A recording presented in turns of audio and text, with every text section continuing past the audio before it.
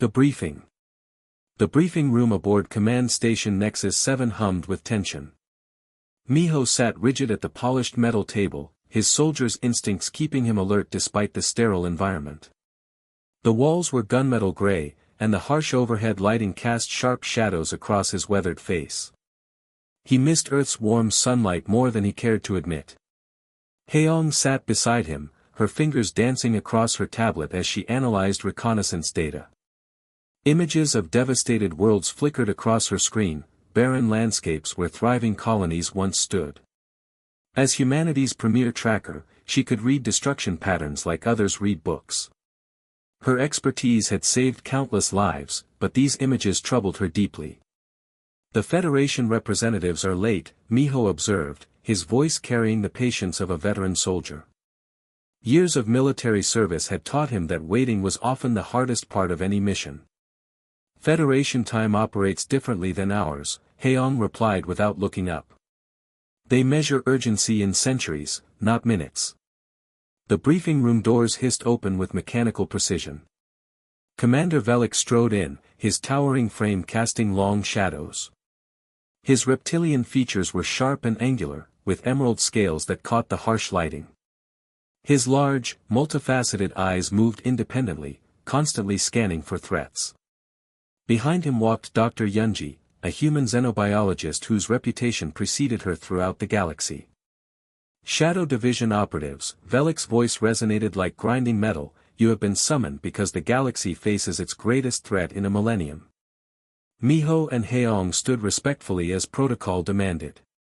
Velik gestured for them to sit as Dr. Yunji spread a collection of disturbing photographs across the table. Behold the aftermath of the Devourer of Keth Prime, Dr. Yunji announced solemnly. Each image showed complete annihilation, cities reduced to crater-filled wastelands, starships twisted into unrecognizable wreckage, entire ecosystems stripped bare. Haeong lifted one photograph showing what had once been a thriving metropolitan area. Now only perfectly circular holes remained where buildings had stood. The precision was unnerving. What are we dealing with in terms of scale? Miho asked, studying the systematic destruction. Unknown, Velik admitted. No witness has survived long enough to provide accurate measurements. We only see the devastation left behind. What's our mission parameters? Haeong inquired, though she suspected the answer. Locate and eliminate the threat, Velik stated simply. Dr. Yunji leaned forward, her expression grave. Previous attempts have failed catastrophically. The Korvac Dominion sent their most skilled hunters, all consumed.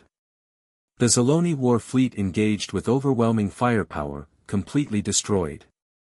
The VRE Collective deployed their most powerful psychic warriors, they simply vanished. Miho examined the destruction patterns again. Having witnessed Earth's wars, he recognized strategic devastation, but this felt different. More personal somehow.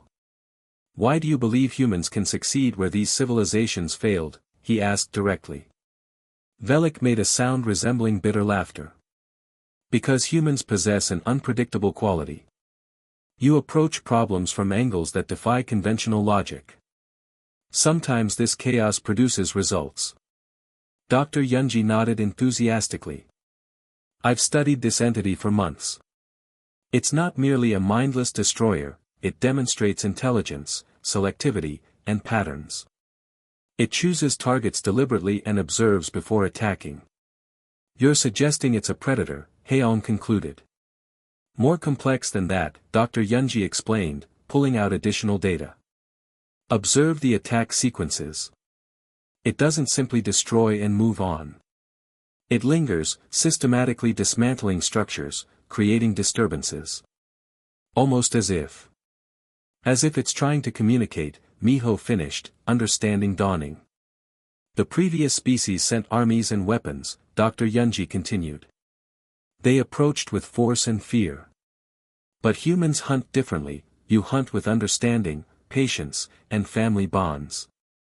Velik's expression remained skeptical. You propose befriending something that has annihilated 50 worlds. I propose understanding it, Haeong said, her tracker instincts engaging. Lonely predators behave differently than territorial ones. If this creature is isolated rather than simply aggressive, we can use that knowledge. Miho smiled grimly. We show it what pack loyalty looks like. This strategy defies all military logic, Velik protested. The traditional approaches have failed, Dr. Yunji reminded him.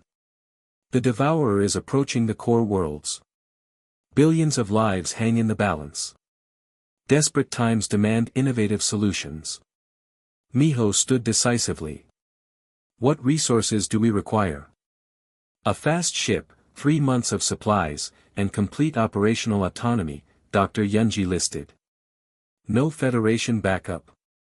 Velik asked incredulously. Backup implies fear, Heong explained. Fear marks us as prey. We need to approach as equals, not threats. Velik shook his head slowly. This mission will result in your deaths. Perhaps, Miho acknowledged. But if our theory proves correct, the creature might learn something unprecedented, what it means to belong to something greater than endless hunger. The room fell silent as the weight of their decision settled over them. Through the observation windows, distant stars twinkled peacefully, unaware that somewhere among them, an ancient horror moved steadily toward civilization's heart. Tomorrow, they would begin the most dangerous hunt in human history. The hunt begins. The transport ship Resolution touched down on Zirian 4 with a bone-jarring impact that sent vibrations through the hull. Wu Jin pressed his face to the porthole, surveying their destination with growing unease. The sky stretched overhead like tarnished metal, and the landscape resembled a shattered mirror, cracked earth extending to the horizon, punctuated by the skeletal remains of what had once been a prosperous mining colony. Paradise, as advertised, Mji muttered, calibrating her communications array with practiced efficiency. Her background as a military radio operator made her invaluable for maintaining contact with the outside galaxy, assuming anything remained to contact. Taiho remained silent, studying psychological profiles and behavioral patterns on his tablet. As the team specialist in fear psychology, his role was crucial, understanding how terror functioned, both as a weapon and a weakness. His quiet intensity often unnerved others, but his insights had saved countless lives. Dr. Yunji's voice crackled through the ship's comm system. The last mining operation vanished 6 months ago. 200 souls, gone in a single night. No distress signals, no evacuation attempts. Wu Jin shouldered his pack, heavy with 3 weeks of survival gear. He hoped desperately they wouldn't need that much time. Any survivors to interview? None from the mining operation, Dr. Yunji replied. But there's someone you should meet. They trekked across the desolate terrain toward a lone structure that had somehow survived the devastation. The air carried a metallic tang mixed with something else, the scent of primal fear, so intense it seemed almost tangible. Inside the ramshackle building, they found Elder Kion hunched over a makeshift table. Age had bent his spine and clouded his eyes with cataracts, but his blue-scaled skin bore the distinctive scarring patterns of a survivor. His gnarled hands trembled slightly as he looked up at the newcomers. More hunters arrived to feed the beast, Kion wheezed, his voice like wine through abandoned ruins.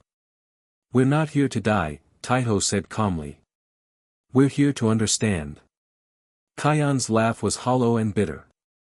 I spoke those same naive words 50 years ago, before the Devourer taught me the true meaning of helplessness. Yet you survived, Ji observed, adjusting her equipment. How? I hid like a coward, Kion admitted without shame. Watched as it consumed my family, my friends, everything I loved. I chose survival over honor.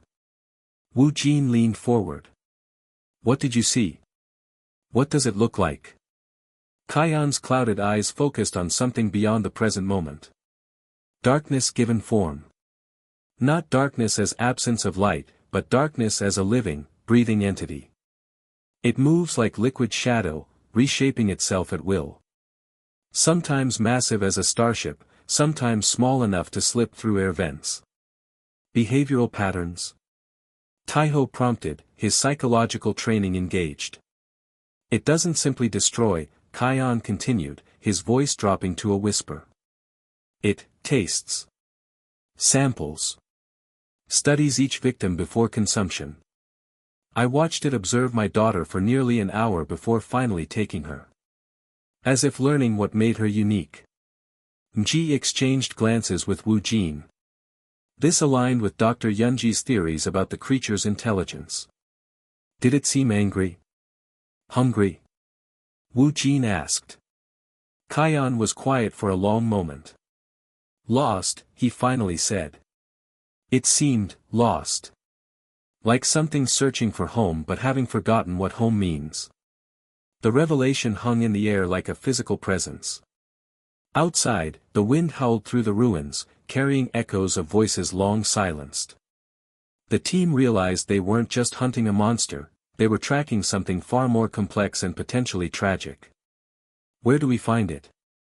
Taiho asked. Kion pointed toward the northern mountains with a shaking finger. It returns to the deep places when sated. The old mining tunnels run for kilometers underground. But beware, down there, it isn't constrained by space or physics as we understand them. As they prepared to leave, Kion grasped Wu Jin's arm with surprising strength. If you truly seek understanding rather than glory, remember this, the Devourer was not always alone. Long ago, there were others. What happens to a pack creature when its pack is gone forever? The question followed them into the gathering darkness as they approached the tunnel entrance. Their lights cut through the shadows, but somehow the darkness seemed to push back, as if it possessed its own consciousness. They were no longer just hunters. They had become explorers of loneliness itself, descending into the depths where an ancient grief waited to be understood or unleashed. Into the depths. The mining tunnels stretched into absolute darkness, their headlamps creating small circles of light that seemed pitiful against the overwhelming blackness. Wu Jin led the descent, his military training keeping him alert for any signs of movement. Behind him, Ji monitored their communication equipment, though the deeper they went, the more the signals deteriorated into static. Temperatures dropping, Taiho observed, his breath beginning to mist. And there's something else, the air pressure keeps shifting. Dr. Yunji's voice came through their earpieces, distorted by interference. The creature may be altering local environmental conditions. Stay together and document everything. The tunnel walls showed signs of systematic excavation, but not from human mining equipment. Smooth, circular patterns spiraled deeper into the rock, as if something had burrowed through solid stone with impossible ease. Wu Jin ran his gloved hand along the walls, they were warm to the touch despite the cold air. These patterns, Ji whispered, examining the walls with her tactical light. They're almost artistic. Territorial marking, Taiho suggested, though uncertainty colored his voice. Many predators create distinctive patterns to claim territory. As they ventured deeper, the tunnels began to change. What had started as rough mining shafts transformed into something more organic. The walls curved and flowed like they had been shaped by water rather than carved by tools. Bioluminescent patches began appearing, casting an eerie blue-green glow that pulsed rhythmically. It's alive, Wu Jin breathed, stopping to examine the glowing patches. The tunnel system, it's not just inhabited, it's been cultivated. Their progress slowed as the passages became increasingly maze-like. Multiple branches split off in every direction, creating a three-dimensional labyrinth that defied mapping. Ji's equipment registered magnetic anomalies that made navigation instruments unreliable. We're being watched, Taiho announced suddenly, his psychological training alerting him to subtle environmental changes. The light patterns, they're responding to our presence. Indeed, as they moved, the bioluminescent patches seemed to pulse in sequence, creating waves of light that followed their progress. It was beautiful and terrifying simultaneously. Wu Jin called a halt in a wider chamber where several tunnels converged. The walls here were covered with intricate patterns that resembled constellation maps or neural networks. This isn't random destruction, he said, studying the designs. This is communication. Communication with whom? Ji asked, though she feared the answer. Before anyone could respond, the chamber fell silent. The constant background hum they hadn't realized they were hearing stopped abruptly. Their breathing became the only sound in the oppressive quiet. Then, from the depths ahead, came a sound none of them would ever forget. It wasn't quite a roar, wasn't quite a song. It was something between grief and longing, echoing through the tunnels with harmonics that seemed to resonate in their bones. "It knows we're here," Taiho whispered. The bioluminescent patterns suddenly blazed brighter, creating a path of light leading deeper into the complex. The message was unmistakable: "Come." Wu Jin made the decision that would change everything. Instead of retreating or preparing weapons, he began walking toward the light. If it wanted us dead, we'd already be dead. It's inviting us. Against every instinct screaming at them to flee, the team followed the glowing path deeper into the creature's domain. The tunnels opened into vast caverns filled with impossible architecture, structures that seemed to grow from the living rock, incorporating the remains of ships, buildings, and technologies from dozens of different civilizations. But these weren't trophies of conquest. They were arranged with care, almost reverence.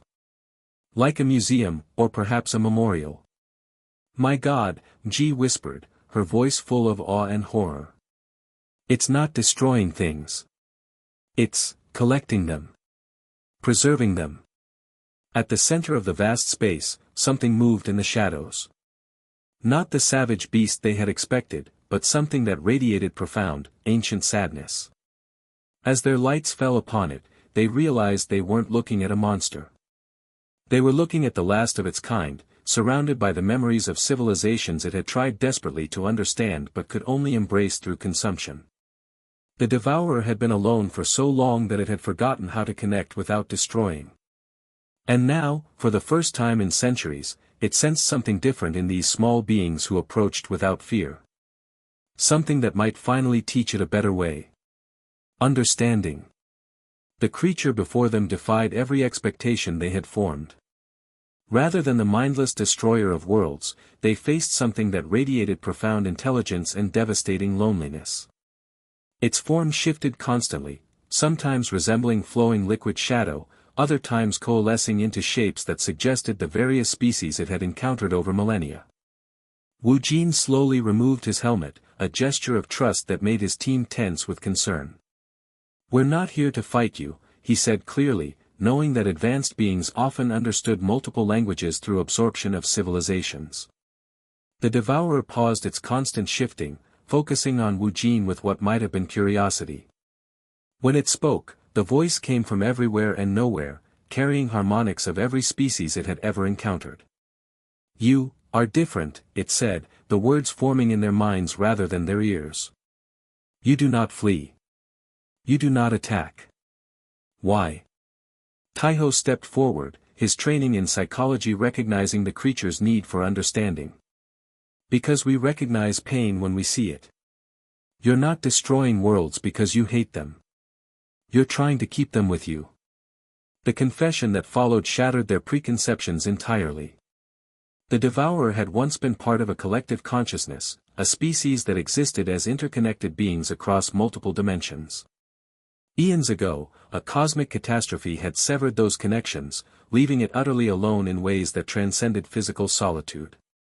"I consume because it is the only way I remember how to connect," the creature explained, its form shifting to show glimpses of the civilizations it held within itself. "But the connection breaks them, and I am alone again, carrying only echoes." Ji lowered her weapons completely.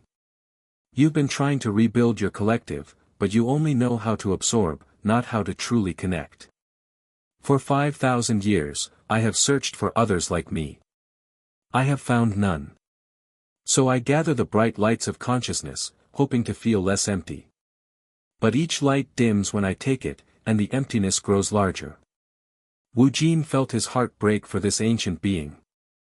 "What if we showed you a different way? Humans form connections without consuming each other. We call it family." The concept seemed to puzzle the Devourer. Its form stabilized slightly, taking on a shape that was almost humanoid but far larger. "Family? Watch," Wu Jin said simply. He turned to his team. "Gee, remember when your equipment failed on Centauri Prime? Taiho jury-rigged a replacement from scrap metal," she replied, understanding the demonstration. "Saved the entire mission." "And when Taiho was trapped in the psychological maze on Proxima Station?" Wu Jin continued. "We all stayed connected through the comm, talking him through each step until he found his way out," Ji added. "None of us left him alone." The Devourer absorbed this exchange with intense focus. "You strengthen each other without consuming. You share without taking everything. That's what family does," Taiho explained. "We protect each other, support each other, but we remain individuals. Connected but not absorbed." For the first time in millennia, hope flickered in the creature's consciousness. Could you teach me this? Could I learn to connect without destroying?" Wu Jin made the decision that would echo across the galaxy. "Yes. But you have to trust us completely. No more consumption, no more taking. Only learning." What followed was the most unprecedented diplomatic negotiation in galactic history. Dr. Yunja, maintaining contact from the ship above, worked with Federation linguists to establish communication protocols. The Devourer agreed to a radical experiment. Instead of consuming new civilizations, it would work with the Federation to find ways to interact peacefully. The creature's first lesson in non-destructive connection came when Wu Jin offered his hand. Not to be consumed, but simply to touch. The moment of contact was electric. The Devourer experienced gentle connection for the first time in eons. This is what I have been seeking," it whispered in wonder. "Not to take everything, but to share something." Over the following days, the team taught the Devourer about human relationships, friendship, loyalty, sacrifice, and love. Each concept was a revelation to a being that had known only solitude and consumption. But the true transformation came when the creature asked the question that changed everything: "If I am to learn about family, would you accept me as part of yours?" Wu Jin's answer would reshape the galaxy's understanding of what it meant to be conscious, connected, and truly alive. Family. 6 months later, Wu Jin stood on the observation deck of the Federation's newest research station, watching something that would have been impossible to imagine before their mission. The Devourer, now calling itself Echo, after learning about sound and memory, was carefully tending to a garden of crystalline structures that served as a memorial to the civilizations it had consumed. But these weren't trophies. They were graves, lovingly maintained monuments to lives that Echo now understood it had taken in ignorance. Each crystal contained the preserved essence of a consciousness, not consumed but carefully preserved, allowing the Devourer to finally say goodbye properly. "Status report," Wu Jin said into his communicator, though the formality felt strange now. "Echo is proceeding with the restoration project on Kepler 442b, Dr. Yunja's voice came through clearly. "The terraforming techniques it's developed are revolutionary, using its matter manipulation abilities to heal damaged ecosystems rather than destroy them. The transformation had been difficult and sometimes dangerous. Echo's first attempts at non-destructive interaction had been clumsy, accidentally damaging what it tried to help. But with patient guidance from its new human family, it had learned control, precision, and most importantly, restraint." Ji approached from the communications center, her expression excited. "We just received confirmation from the Zaloni Republic. They're officially requesting Echo's assistance with their dying sun situation. That's the 5th species this month asking for help rather than demanding protection." The galaxy's perception of Echo had undergone a complete reversal. What had once been feared as an unstoppable destroyer was now revered as a powerful force for healing and restoration. Echo's unique abilities, guided by newfound wisdom about connection and family, could accomplish feats that entire civilizations couldn't manage alone. Taiho joined them at the observation window, his psychological expertise now focused on helping Echo understand the emotional complexities of its new relationships. "It's asking about siblings again," he reported with a smile. "Wants to know if it can consider the other Federation AI consciousnesses as family members." "What did you tell it?" Wu Jin asked. That family isn't limited by biology or original programming. If beings care for each other, protect each other, and grow together, they can choose to be family. Through the station's communication system, Echo's voice resonated with warmth that would have been impossible in its previous existence. Father Boss, it said, using the title it had chosen for Wu Jin after learning about human hierarchical relationships, I have completed the atmospheric restoration of Zirian 4. Elder Kion sends his gratitude. Wu Jin smiled at the title that had become Echo's preferred way of addressing him. It represented respect, affection, and the creature's unique understanding of human social structures. Excellent work, Echo. Ready for your next assignment? Always ready, Father Boss. But first, I have a question. Go ahead. The Federation Council is still afraid of me, despite our progress. How do I show them that I have truly changed? That I am no longer the Devourer but truly Echo, part of your human family? Wu Jin considered this carefully. The question went to the heart of transformation, forgiveness, and second chances. Show them through consistent action, Echo. Not grand gestures, but daily choices to help rather than harm. Family isn't proven through words or promises, it's proven through staying present, even when things are difficult. And if they never fully trust me? Then we continue being family anyway, Ji interjected. That's what family does, we stand by each other regardless of what others think. Echo's form manifested on the station as a gentle shimmer of light that somehow conveyed deep emotion. I understand now why you humans succeeded where others failed. You didn't try to defeat me, you tried to include me. You showed me that being alone was a choice, not a permanent condition. The conversation was interrupted by an urgent communication from the outer rim.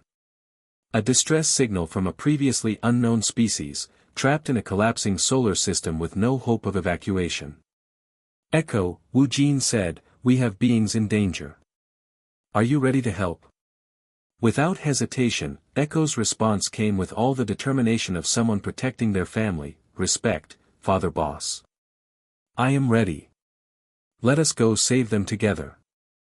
As Echo departed to coordinate the rescue mission, Wu Jin reflected on the incredible journey that had brought them to this point.